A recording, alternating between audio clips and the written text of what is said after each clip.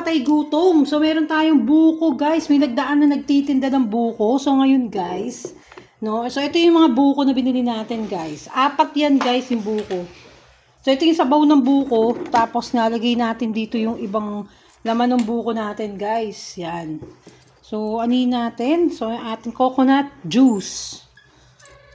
Ito yung pinaka mahusay na, guys, na panggamot sa mga sakit-sakit. Like, yung may mga UTI kayo, guys, no? Mas magaling na uminom kayo nito. May mga sakit kayo sa bato, di ba, sa kidney. Mas magaling to, guys, na ito yung inumin natin. Dahil kasi ito yung tinatawag na miracle juice, guys. Yung buko talaga. No? So, ayan, may trivia na naman kayong nalaman sa akin, guys. So, minsan-minsan, guys, gamitan natin ng utak, di ba? Gamitan natin ng mga ganyang, hindi yung puros tayo angal. No? Hindi yung puros tayo angal sa buhay. No? Mamaya na naman, lalabas na naman si Lola Basyang at mag-ano na naman yan. No? So, ayan na nga, inaano natin yung buko. Yung pinaka, niya, this is coconut juice. Coconut miracle juice or something, guys. Yan. So, yan. Kinakayod na natin, guys. Inalagay natin. So, nakikita nyo, kinakayod natin.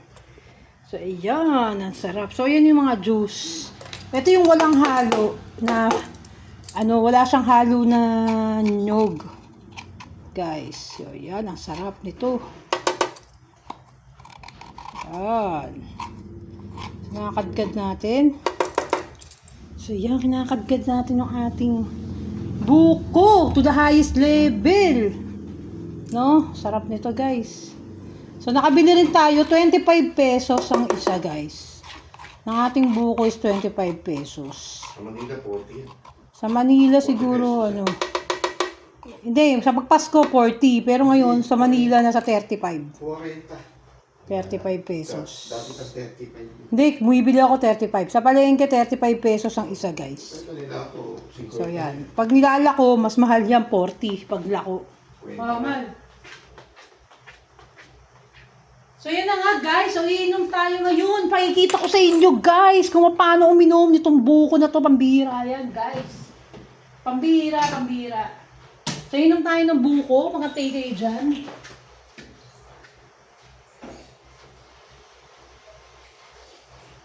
So, maglalagay tayo ng yelo, guys, no? Para pang malakasan itong buko.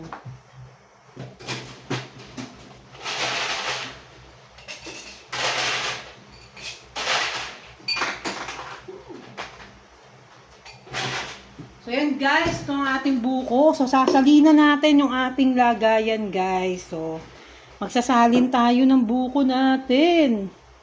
So, yan. Napakasarap, guys. Nakabili rin ako sa wakas ng ating buko, pambira.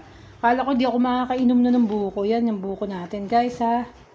So, lagay na natin sa ating baso. Ang sarap nito, guys. Yan. Tapos, lagyan ko ng laman, guys. Yung laman na kinayod natin, syempre. Diba? Yan, guys. Nakita nyo yung laman. Look at the laman of the buko juice. Grabe to. So, ito yung buko na merong laman. At ito yung buko na wala. Yan. So, clear lang talaga siya, guys, no? So, yan. Ang ating buko juice na pangmalakasan. Grabe talaga. Sarap nito, guys. Ito lang yung iinumin ko buong araw ngayon. So, kainin natin yung ating buko, guys. Yan, kainin natin.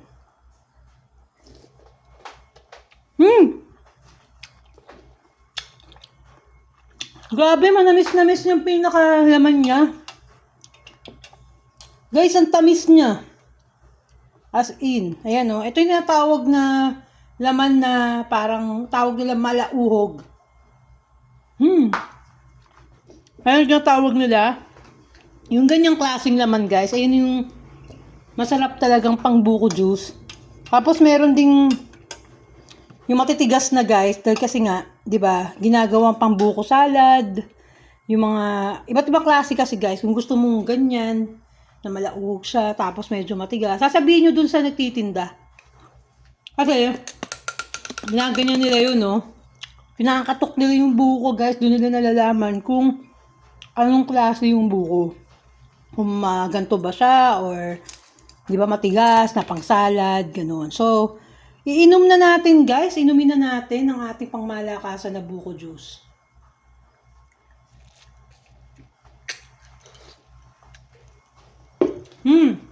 Napakasarap, guys. Ang hirap. Sarap.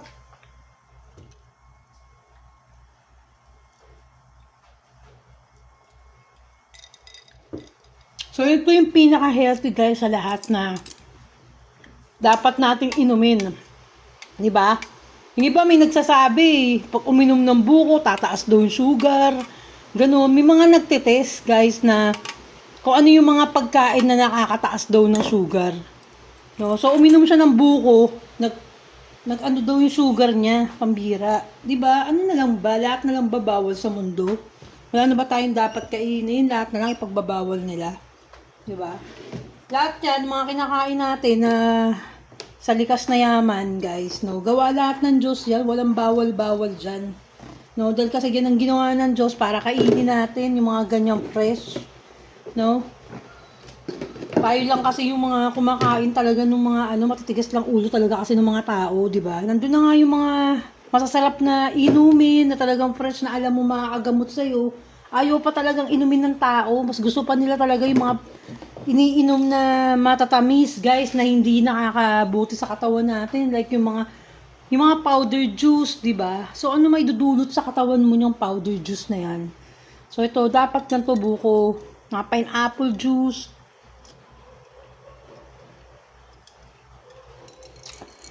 Hanggat maaari nga, guys, di tayo dapat umiinom ng mga pineapple juice sa lata. Like yung mga binibili kong nasa lata, guys. Hindi dapat natin iniinom yun. Kasi, may mga sugar na kasi yung halo guys. May mga preservative na halo na yun. Kaya, hindi rin maganda. Kaya mas maganda, uminom tayo ng yung talagang pineapple. Yun na yung kainin natin. Yung totoong pineapple. Yun. So, ganun, guys. Yan. Nakala ko yung mesa ko naman tsahan. So, yun na. Inumin na natin ulit.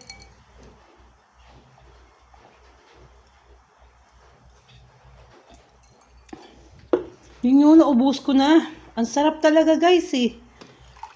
Kailangan natin kasi mag-cleansing, guys, no? Uminom tayo ng tama. Uminom tayo ng mga tamang iniinom dapat, di ba? So, yan. So, yan ang mga buko juice dapat ang mga iniinom natin. Pero mo sa Amerika, sobrang mahal ng buko juice, guys.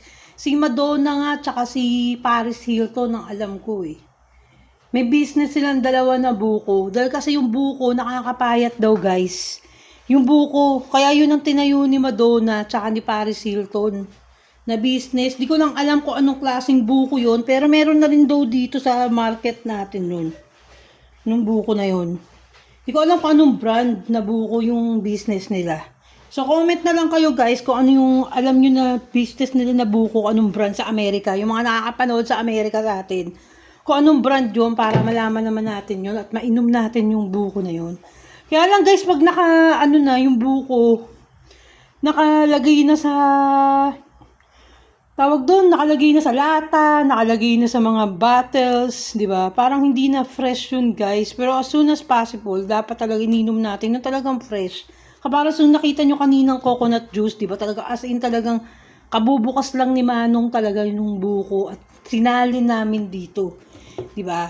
Tapos, hanggat maaari, guys, yung mga lalagyan natin, kung meron tayo mga bottle, na ganito, na bibili, na bottle, mas maganda sa bottle natin nakalagay, yung bottle or stainless, nakalagay, yung mga ininom natin, guys, dahil kasi masama rin sa kalusugan natin, yung plastic. Like ito, plastic. Pero depende sa pagka-plastic, guys, no? Kasi merong mga plastic talaga, guys, na sobrang hindi maganda. Diba? Pero as soon as possible talaga, gamitin natin yung mga talagang glass, mga stainless ang gagamitin natin pang inom.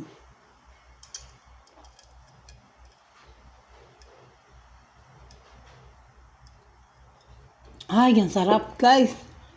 So, yan, kita nyo, mauubos ko na, guys, ng isang lalagyan. Tapos mamaya, ito namang isa. Yan na, hanggang buong araw na natin inumin tong buko na to, guys. So, sana nagustuhan nyo tong aking video sa ngayong araw na to, guys. Sa mga bagong subscribers, sa mga hindi pa nagsasubscribe kay Amor Vlogs, mag-subscribe na kayo at mag-thumbs up na kayo, guys, no? Kung nagustuhan nyo, mag-comment kayo sa mga videos natin, no? Pilitin natin mag-live pag merong okay na yung ating ating wifi. So, mahina pa kasi ang ating connection, kaya hindi tayo nakakapag-live. So, ito na nga tapos ang aking vlog. Ni Amore Vlog, napatay gutom, #Lola Basyang Babu.